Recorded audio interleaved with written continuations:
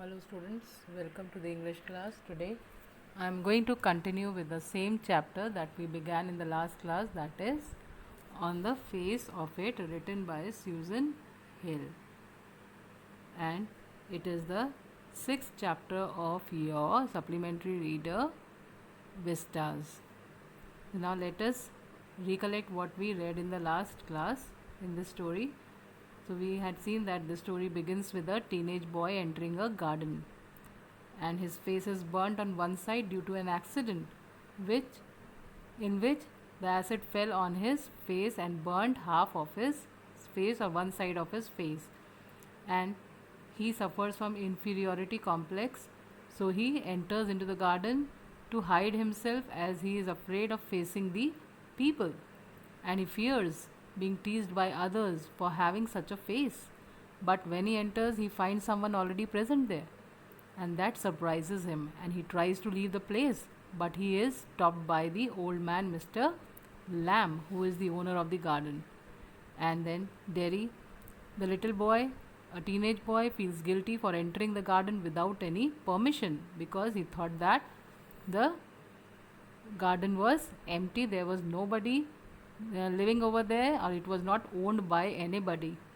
So he just felt guilty when he found Mr. Lamb over there, and then, but to his surprise, Mr. Lamb welcomes him and tells him not to leave just because of his presence. And Derry wants to leave as he thinks people don't like his face, and moreover, he feels that they get afraid of his looks. But Mr. Lamb insists him to stay there, and they enter into a conversation that how Derry is not liked by anyone and how he hates people behaving like this with him. And Mr. Lamb in the whole play tries to console him, and he tells him that he has a tin leg, and kids make fun of him and calls him Lamey Lamb. But still he is not depressed and enjoys his life because he knows that one day the people will be tired of teasing him and they'll stop teasing him. So he just takes everything positively. He has a very positive attitude, and he wants the boy also to think positively, not to see the negative side of the things or negative side of the life. And they both talk about various things, and this leads to revelation of Derry's fear, depression and hatred about his being in such condition. But Mr. Lamb keeps on telling him to think of the positive things, and soon both Mr. Lamb and Derry, they become friends, and Mr. Lamb asks him to help him in plucking the crab apples of his garden. And we had read that in all the conversation, Mr. Lamb makes a very important statement. He gives a very important statement saying that there are many plants growing in the garden, then why is one green growing plant called a weed and another flower? So what do you mean by this statement? So we can say that Mr. Lamb, he is a staunch believer in the inherent oneness and equality of all species created by God, and he rejects the man-made differences and distinctions, and he feels that all living beings are the same, as they all grow in the same manner, and whatever differences there seem to be are superficial and unimportant. So this was the most important statement that was made by Mr. Lamb. Then now let's read further what happens in the play. So the next line is spoken by Derry. Derry says, like my face. Sorry, Mr. Lamb. So some do, some don't. They don't get tired of it. In the end, there's plenty of other things to stare at. Like my face, said Derry.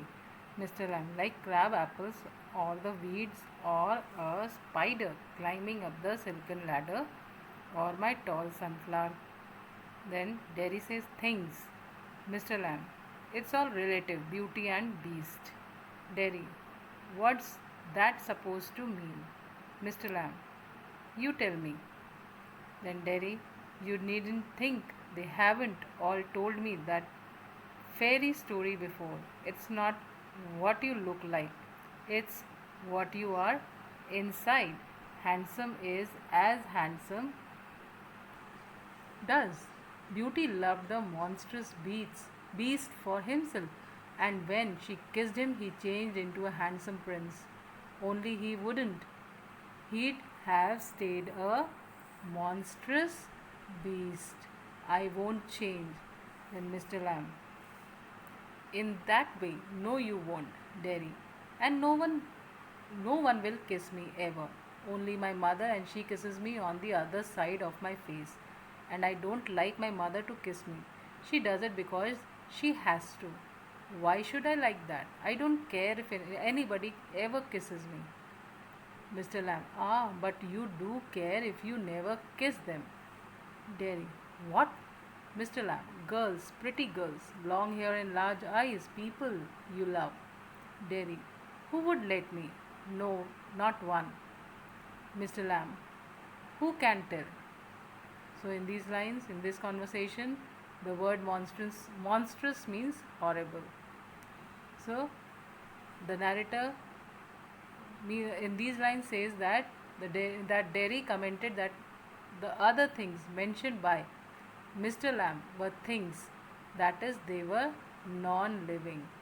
And Mr. Lamb replied that all the things were related to each other, just like beauty is related to the beast. That is, a beautiful creation is related to ugliness.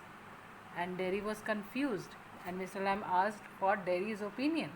Then Derry replied that often he had heard people saying that beauty is not related to one's appearance. Rather, inner beauty is a real beauty. And even a handsome man is the one who does something good rather than one who looks good. And he said that once. A beautiful girl loved a beast for who he was and kissed him, which turned the beast into a handsome prince. And he wouldn't have changed if she hadn't kissed him. But then he said that he won't change. And Mr. Lamb said that Derry was right at that. Derry said that no one would kiss him ever because of his face. And then he comments and he says that even his mother kissed him on the good side of his face, not on that side which is acid burnt. And he did not like it at all. And he said that he didn't care if even if anybody kisses him or not. And Mr. Lamb asked him that did Derry ever want to kiss someone? Then Derry asked him that what he was talking about. Then Mr. Lamb said that probably Derry wanted to kiss pretty girls who had long hair and large eyes, or other people whom Derry loved. And Derry replied that no one would ever allow him to do so because he feels that he is ugly and no one would like to kiss him, or no one would let him to kiss the, or we can say that the girls also would never let him to kiss them. So Mr. Lamb said that this was unpredictable. You can never say. Again, in this conversation between Mr. Lamb and Derry, Mr. Lamb again makes a very important statement, and the statement made was that it's all relative, beauty and the beast. So I just want to ask you all, what do you think Mr. Lamb mean by this statement? I must tell you that Mr. Lamb with this statement means to say that different people have different viewpoints to look at the same thing, and some find one thing beautiful, others find it ugly. But it all depends on one's outlook and attitude, and it is therefore important to adopt a positive attitude to everything in life, just like the Princess Beauty who loved the monstrous beast in the fairy tale. But the beast, although he was a prince, failed to discover his reality. And the point is that you are not what you look like, but what you are inside. So, this is the very important notion or very important thing or a very important statement made by Mr. lamb. Now let's read further. The next line, spoken by Derry, he says, I won't ever look different when I am as old as you. I'll look the same. I'll still only have half a face. Why he says half a face? Because half of his face was burnt. Only the other half of his face was quite good, or it was like other people. Then further, Mr. Lamb replies, so you will, but the world won't. The world's got a whole face and the world's there to be looked at. Derry says, do you think this is the world, this old garden, Mr. Lamb? When I'm here, not the only one, but the world as much as anywhere. Derry, does your leg hurt you, Mr. Lamb? Tin doesn't hurt, boy. Derry, when it came off, did it? Mr. Lamb, certainly. And Derry said, and now I mean, where the tin shops, where the tin stops at the top. Mr. Lamb, now and then, in wet weather, it doesn't signify. Derry, oh, that's something else, they all say. Look at all those people who are in pain and brave and never cry and never complain and don't feel sorry for themselves. Mr. Lamb, I haven't said it, Derry, and think of all those people worse off than you. Think you might have been blinded or born deaf or have to live in a wheelchair or be daft in your head and dribble, Mr. Lamb, and that's all true and you know it. Signify. What do you mean by the word signify? Be a sign of. And daft is silly or foolish. And the word dribble means to fall slowly.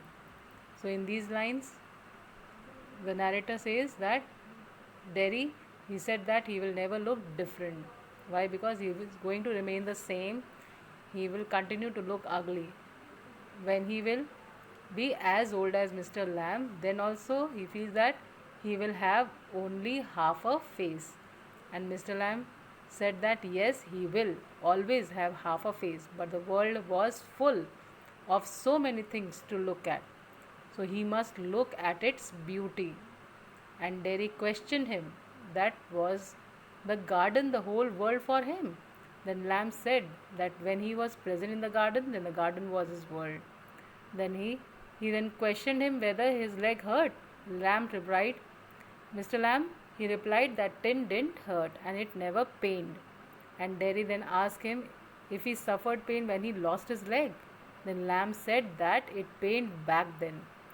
He then asked him if it pained now, where the artificial leg struck into the real one. Then Lamb said that sometimes it pained in wet weather, but it was not that important. And Derry said that he could understand what he meant by all this, as he had heard people saying that you should take a lesson from those who suffer in pain and never cry or complain about their problems. Then Mr. Lamb said that he didn't say so, and Derry continued that people told him to look at those people who are in worse condition than him, and they told him that he might have become blind, be born deaf, or be handicapped and have to remain in a wheelchair. Then he may even have been born with mental disorder. Then Mr. Lamb said that yes, it was true and that Derry knew so much. Now let's read further. Next line is spoken by Derry. He says, it won't make my face change. Do you know, one day a woman went by me in the street. I was at a bus stop and she was with another woman, and she looked at me and she said, whispered, only I heard her. She said, look at that. That's terrible thing. That's face only a mother could love. And Mr. Lamb says, so you believe everything you hear then? Derry, it was cruel, Mr. Lamb. Maybe not meant as much, just something said between them. Derry, only I heard it. I heard. Mr. Lamb, and is that the only thing you ever heard anyone say in your life? Derry, oh no, I've heard a lot of things, Mr. Lamb. So now you keep your ears shut. Derry, you are peculiar. You say peculiar things. Peculiar means strange. You ask questions I don't understand. And Mr. Lamb says, like to talk, have company. You don't have to answer questions. You don't have to stop here at all. The gate is open. Derry. Yes, but then Mr. Lamb, I have a hive of bees behind those trees over there. Some hear bees and they say bees buzz. But when you listen to bees for a long while, they hum. And hum means sing. I hear them singing, my bees. And Derry. But I like it here. I came in because I liked it. And when I looked over the wall, Mr. Lamb, if you'd seen me, you would not have come in. Derry, no. Derry says no. Mr. Lamb, no. Whispered to say something very slow. So, in these lines, word peculiar means strange or unusual. Hive is the dome shaped structure in which bees live. And whispered means to say something very slowly. So, in all this conversation, we can say that Derry said that all this world not change his face. And one day he was waiting at the bus stop and a woman passed by him.